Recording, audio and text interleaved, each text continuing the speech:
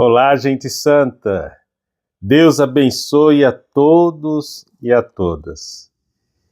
Gostaria de destacar 3 imagens muito interessantes da liturgia da palavra deste 6º domingo do tempo da Páscoa. A primeira imagem é a do encontro, do sínodo, do concílio ou da assembleia que ocorreu em Jerusalém, logo ali no início do desenvolvimento das comunidades cristãs, realizada pelos apóstolos junto com os anciãos. A segunda imagem que eu gostaria de destacar é justamente a do Espírito Santo, o Paráclito, o defensor, aquele que está bem junto de nós, apresentado no Evangelho, e que tem íntima conexão com a primeira leitura, sobretudo. E a terceira imagem é a imagem da Jerusalém que desce do céu. A Jerusalém que desce do céu. Quanto à primeira imagem, há entre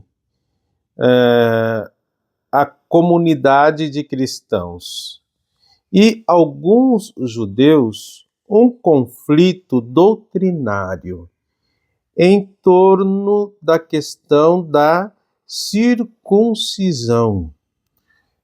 Como é sabido, todo judeu do sexo masculino deve ser circuncidado, ou seja, deve ser cortado o prepúcio como sinal de pertença ao povo judeu e como sinal também de consagração a Deus.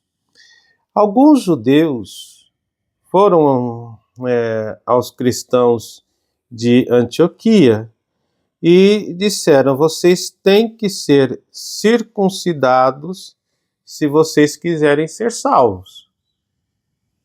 E aí começou a grande confusão, porque certamente os pagãos não viam esta necessidade da circuncisão, bem como o apóstolo Paulo e Barnabé também não viam essa tal necessidade. Tomaram a decisão de colocar esta problemática ao grupo dos apóstolos. E os apóstolos, reunidos em concílio, em sínodo ou em assembleia, com os anciãos, os presbíteros, colocaram como pauta este problema da circuncisão. Houve uma grande discussão, conforme o próprio Atos dos Apóstolos, capítulo 15, descreve. Houve quem se manifestasse a favor, outros que se manifestassem contra, até que decidiu-se escutar a Paulo e a Barnabé sobre as grandes maravilhas que estavam acontecendo com a sua pregação, como que os pagãos se convertiam à fé em Jesus Cristo, como que a sua pregação trazia grandes benefícios para aqueles que passavam a crer em Jesus Cristo. Pedro, com os demais apóstolos, chegam a um consenso. Qual é o consenso? De não impor algo tão pesado aos pagãos, não impor um fardo que eles não pudessem carregar. Então, Pedro usa naquela carta que foi escrita, usa uma expressão muito bonita e significativa. O Espírito Santo e nós decidimos. E aqui entra essa importância da escuta do Espírito Santo, que é fundamental.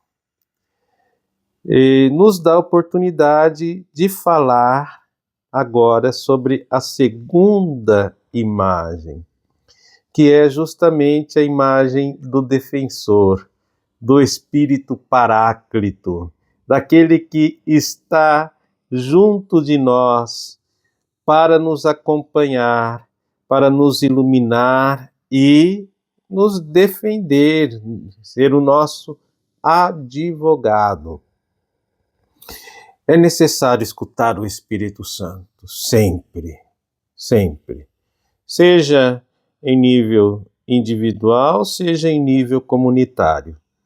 Os apóstolos, junto com os anciãos, junto com outras pessoas reunidos em assembleia, escutam o Espírito Santo coletivamente. E o que o Espírito Santo ajuda os apóstolos a realizarem? Ajuda a recordar tudo o que Jesus havia ensinado, havia dito, havia testemunhado do Pai. Essa é uma coisa muito linda e maravilhosa. Lembremos que o evangelho deste domingo inicia com Jesus dizendo que quem o ama, escuta, guarda a sua palavra. A palavra se encontra como a palavra de Jesus, a palavra que é Jesus. Esta rocha firme que é Jesus encontra-se como fundamento absoluto de tudo. E o Espírito Santo faz com que se recordem desta palavra de Jesus para que seja colocada em prática. E a partir dessa palavra de Jesus é que os apóstolos, os anciãos, decidem abolir do cristianismo a circuncisão. Pois, afinal de contas, Cristo, na sua paixão, na sua morte, já havia realizado esta circuncisão da carne uma vez por todas. Por fim, vamos à terceira imagem, que é a cidade celeste que vem, que desce, que deve se tornar realidade aqui na nossa realidade terrena. É a cidade onde reina a paz, o amor, a justiça, a verdade e tantas outras realidades que são realidades do reino celestial, do reino do Pai, do reino que é já sinal da eternidade para todos nós. Esta cidade é construída dentro de uma grande muralha, né, que possui assim como que portais, e é assim que eu imagino, que possui portais, 3 para o norte, 3 para o sul, 3 para o oriente, 3 para o ocidente, indicando que a salvação é para todos os povos. E esta cidade deve ser construída em todos os povos da terra, não só aqueles povos que foi escolhido que foram escolhidos primariamente, mas todos os povos devem ter acesso a este reinado novo de Deus, que é o símbolo desta cidade. E também é uma cidade que não tem templo, pois o templo é o Cordeiro. É uma cidade que não tem a luz do sol, nem a luz da lua, pois a luz é a glória de Deus, e a lâmpada é também o Cordeiro, indicando para nós aquilo que Jesus também diz no Evangelho, que ele está conosco, é aquele que sempre está no meio de nós, nos acompanha.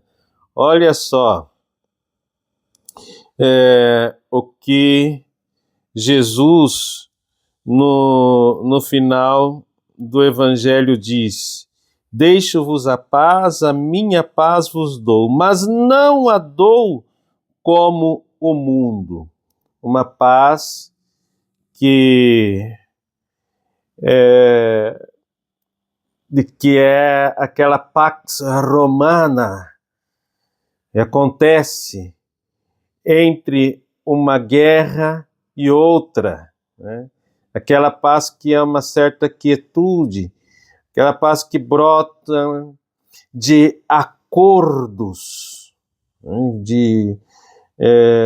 De acordos não permanentes. Talvez seja a paz que se esteja buscando entre tantas situações. Por exemplo, Ucrânia e Rússia é uma paz que não dura, é uma trégua.